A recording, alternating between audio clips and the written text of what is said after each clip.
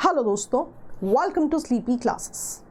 इस साल के प्रीलिम्स के लिए यूएनईपी बहुत ही इंपॉर्टेंट टॉपिक है बिकॉज इट इज़ इन 2022 कि यूएनईपी के 50 साल पूरे होने की बात है। So anything associated with UNEP becomes important for your exam. इसी चीज़ को ध्यान में रखते हुए रिसेंटली जो एक रिपोर्ट आई है, फ्रंटियर्स रिपोर्ट ऑफ यूएनईपी 2022, इसका आज हम डिस्कशन करेंगे। The idea is very simple. Prelims के लिए तो पॉइंटर्स इंपॉर्टेंट है ही है, मेंस के लिए भी कुछ वैल्यू एडिशन करके आपको एक पर्सपेक्टिव देने की कोशिश की है कि आपका लाइन ऑफ थॉट कैसा होना चाहिए। बिकॉज जब आप आंसर्स लिखते हैं, जब आप एसेज लिखते हैं, this is the line of thought which gets you more marks. चलिए, तो रिसेंटली जो है रिपोर्ट आई है, annual frontiers report name noise, blazes and mismatches, जो कि यूएनईपी द्वारा जो है रिलीज की गई है। तो डायरेक्ट क्वेश्चन आपको एग्जाम में पूछा जा सकता है, हर साल किसी ना किसी रिपोर्ट पे क्वेश्चन आता ही है कि नॉइजेस, ब्लेसेस एंड मिसमैचेस करके जो रिपोर्ट आई है वो किसने रिलीज की है, and that is being released by UNEP. अब इस रिपोर्ट में किस चीज की बात की गई है? 3 एनवायरमेंटल इश्यूज की बात की गई है। पहला, अर्बन रीजन्स में नॉइज पोल्यूशन का प्रॉब्लम। दूसरा, वाइल्ड फायर्स का प्रॉब्लम। तीसरा, फिनोलॉजिकल शिफ्ट्स का प्रॉब्लम। फिनोलॉजिकल शिफ्ट्स क्या होता है? For example plants and animals हैं तो विद टाइम उनके बिहेवियर में फर्क आता है। अगर मैं इसका एग्जाम्पल ले लूँ, क्लाइमेट चेंज की वजह से जो ऐसे इकोसिस्टम्स थे जो एक स्पेसिफिक टेम्परेचर पे वर्क कर रहे थे, अब जो है मान लीजिए ग्लोबल वार्मिंग की वजह से टेम्परेचर बढ़ गया, so the behaviour of the ecosystem would change. अब वो इकोसिस्टम में प्लांट्स हो, एनिमल्स हो, डेफिनेटली उनके बिहेवियर में जो है चेंजेस आएंगे। तो इन 3 चीज़ों को जो है ये रिपोर्ट जो है डिस्कस करती है। तो एक और तरह का जो आपका प्रीलिम्स में क्वेश्चन बनता है, they can ask you about the objective of the report, या रिपोर्ट में क्या डिस्कस किया गया है। तो ये 3 एनवायरमेंटल इश्यूज जो है वहां पर डिस्कस किए गए। ठीक है जी। Now let's talk about the perspective. सबसे पहले हम बात करते हैं वाइल्ड फायर्स की। नाउ वाइल्ड फायर्स जो है, सबसे पहले तो हम एक एग्जाम्पल ले लेते हैं कि वाइल्ड फायर्स एग्जिस्ट क्यों कर रही हैं। देखो, ऑस्ट्रेलिया के बुश फायर्स या ऑस्ट्रेलिया के जो वाइल्ड फायर्स है उनका एग्जाम्पल लेते हैं। सो इन सभी रीजन्स में यहाँ पे वेजिटेशन जो है बहुत ज़्यादा ड्राई है, राइट। वेजिटेशन भी ड्राई क्यों है? Because characteristics of the place is very dry. कि अगर हम ऑस्ट्रेलिया की बात करें तो ड्राइएस्ट इनहैबिटेड कॉन्टिनेंट है। ऑल्सो अगर मैं आपको दिखाने की कोशिश करूं, almost 35% region of Australia is actually a desert. यहाँ पे बहुत सारे डेजर्ट्स जो है पाए जाते हैं। तो यहाँ पे कैरेक्टरिस्टिक्स ऐसी है कि यहाँ पे वेजिटेशन ऐसी मिलती है, इतनी ड्राई मिलती है कि they are very combustible, right. जब लेट्स से अगर इन पे लाइटनिंग भी गिरती है तो लाइटनिंग से भी जो है ये बहुत ज़्यादा आग जो है बढ़ा लेते हैं। तो अल्टीमेटली क्या होगा, जो यहाँ पे स्पेसिफिक सीजन्स हैं, हॉटर सीजन्स या जो ड्रायर सीजन्स हैं, वहाँ पे ये जो पूरा प्रोसेस है बहुत ही ज़्यादा फास्टन हो जाता है।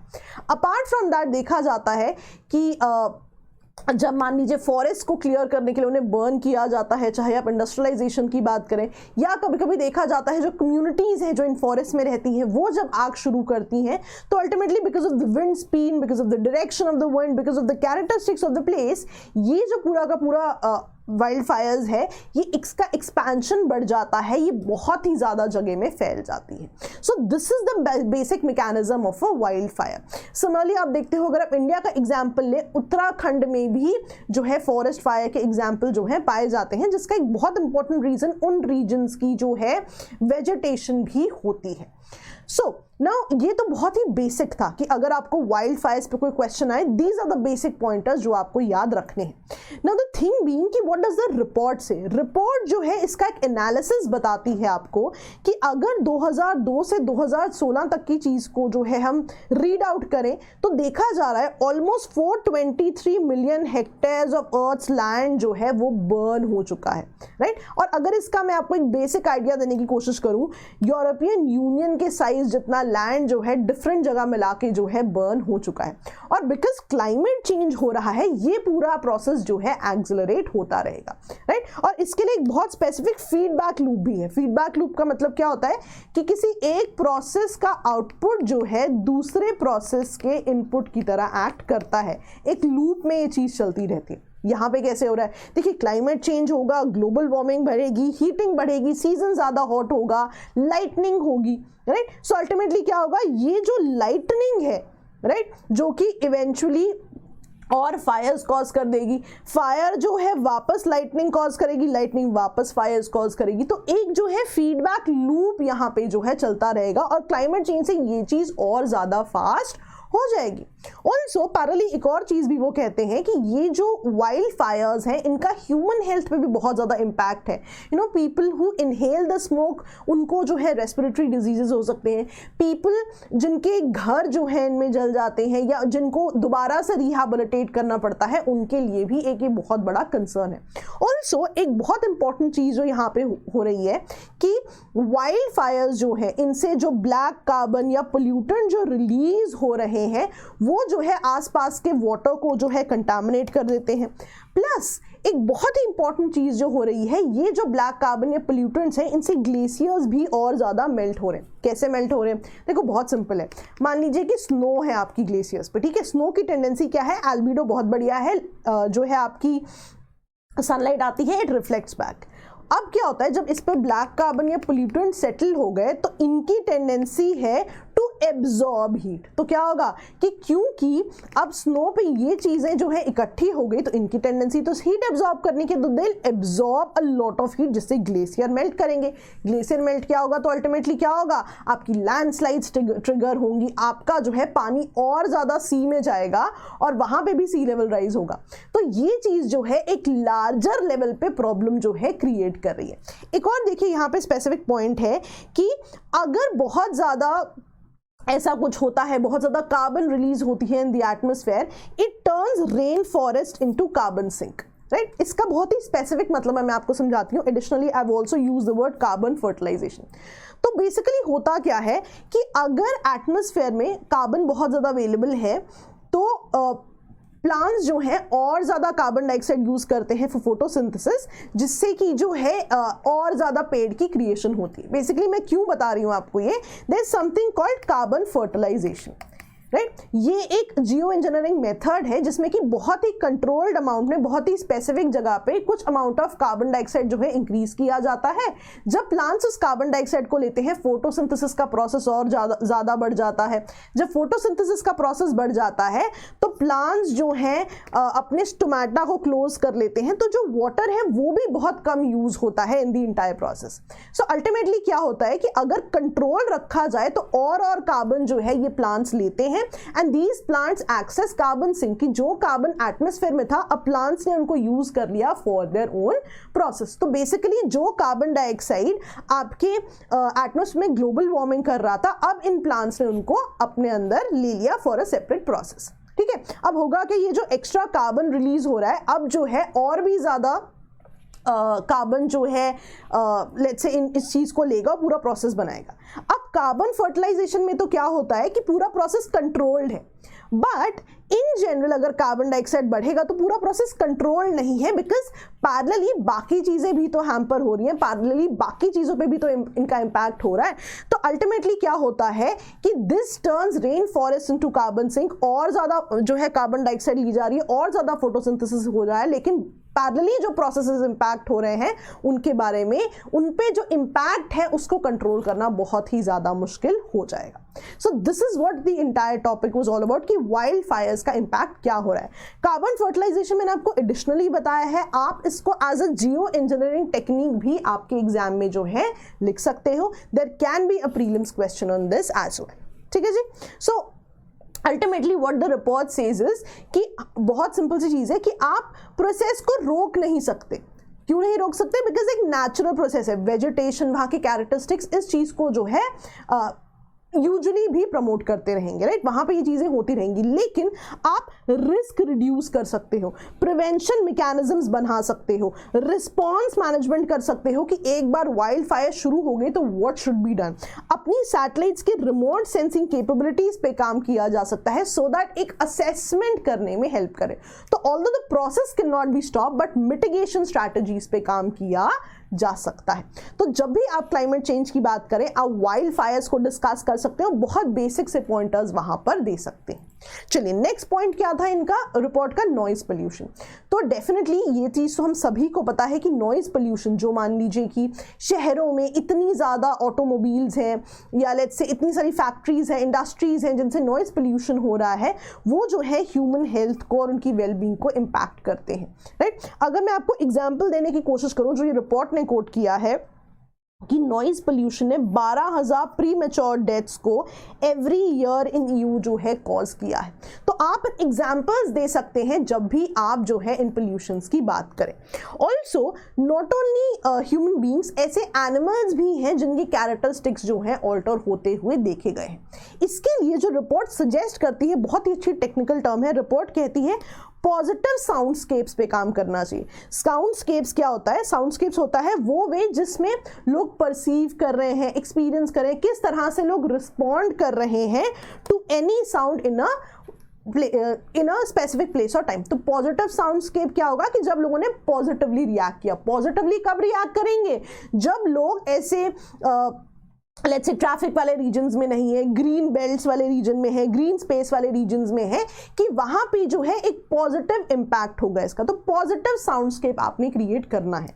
तो ये बहुत ही अच्छा टेक्निकल टर्म है जो इस रिपोर्ट ने कोट किया है, आप इनको अपने एसेज में जो है यूज कर सकते हैं। So the entire report talks out कि पॉजिटिव चीजें बनाइए, कि पॉजिटिव जो है इंपैक्ट हो in terms of noise pollution, negative ना हो। और इसका एग्जांपल भी दिया जाता है जो अपने एग्जाम में कोट कर सकते हैं। लंदन में बहुत सारे अल्ट्रा लो एमिशन जोन्स जो है बनाए गए हैं कि अगर उन जोन्स में आप एक स्पेसिफिक लिमिट से ऊपर जाते हैं तो यू विल बी फाइंड।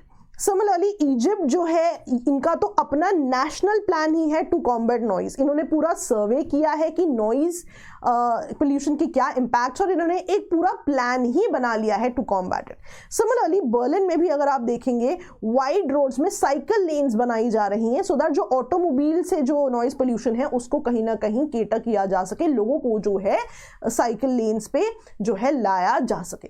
तो कहीं ना कहीं इसके लिए भी बहुत सारे इनिशिएटिव्स हैं, राइट। कभी भी आपको पोल्यूशन पे क्वेश्चन आता है, डिफरेंट पोल्यूशन के बारे में आप डिफरेंट चीजें पढ़ते हैं, नॉइज के लिए भी which is one of those things जिनमें हमारे पास पॉइंट्स कम होते हैं। यहाँ पे बहुत अच्छे पॉइंट्स आपको मिले हैं, आप इनको जरूर नोट करें। तीसरी चीज ये बोलते हैं प्लांट एंड एनिमल रिदम्स। मैंने आपको बताया था क्लाइमेट चेंज का इंपैक्ट बहुत ज्यादा है प्लांट्स और एनिमल्स पे। फॉर एग्जाम्पल हम यहाँ पे माइग्रेटरी बर्ड्स का एग्जाम्पल लेते हैं।